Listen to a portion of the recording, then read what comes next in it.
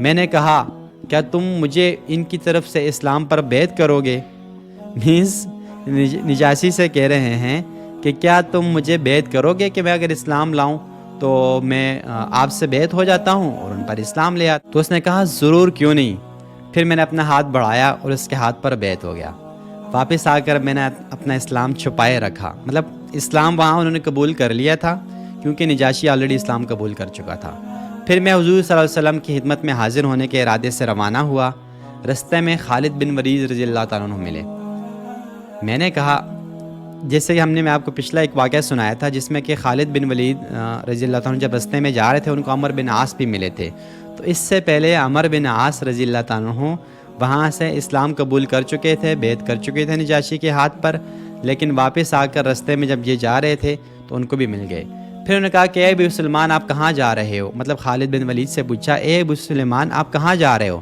تو انہوں نے کہا کہ اللہ کی قسم بات واضح ہو گئی ہے، یہ آدمی یعنی آپ علیہ الصلوۃ والسلام یقیناً سچے ہیں، میں ان کے پاس مسلمان ہونے جا رہا ہوں۔ خالد بن ولید رضی اللہ عنہ بھی چلے گئے، رستے میں تھے، صبح کے وقت ملے، وہاں سے عمر بن عاص رضی اللہ عنہ بھی آئے اور اسی طرح حضرت عثمان بھی انہی کے ساتھ تھے۔ پھر وہ کہنے لگے کہ ہم کب تک ادھر ادھر بھٹکتے رہیں گے؟ خالد بن ولید رضی اللہ عنہ نے حضرت عمر بن عاص سے کہا کہ ہم کب تک ادھر ادھر بھٹکتے رہیں گے؟ اٹ مینس کہ اسلام کے علاوہ کوئی راستہ نہیں ہے، اللہ سے ہم کب تک دور بھاگتے پھریں گے؟ اللہ کی قسم میں بھی مسلمان ہونے جا رہا ہوں۔ تو ہم دونوں مدینہ پہنچے۔ عمر بن عاص فرماتے ہیں کہ پہلے خالد بن ولید رضی اللہ عنہ آگے ہوئے اور انہوں نے اللہ کے نبی سے جو ہے وہ مصافحہ کیا اور وہ اسلام قبول کر لیا۔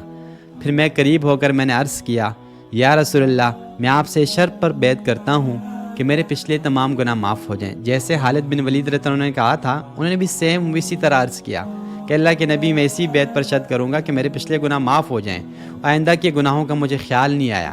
مینس صحابی کہہ رہے ہیں عمر بن عاص کہ میں نے اپنے پچھلے سارے گناہوں کے اوپر بیعت کر لی اور مجھے اگلے گناہوں کا خیال نہیں آیا، ورنہ میں اگلے گناہوں کے لیے بھی آپ علیہ الصلوۃ والسلام سے جو ہے وہ دعا کروا لیتا۔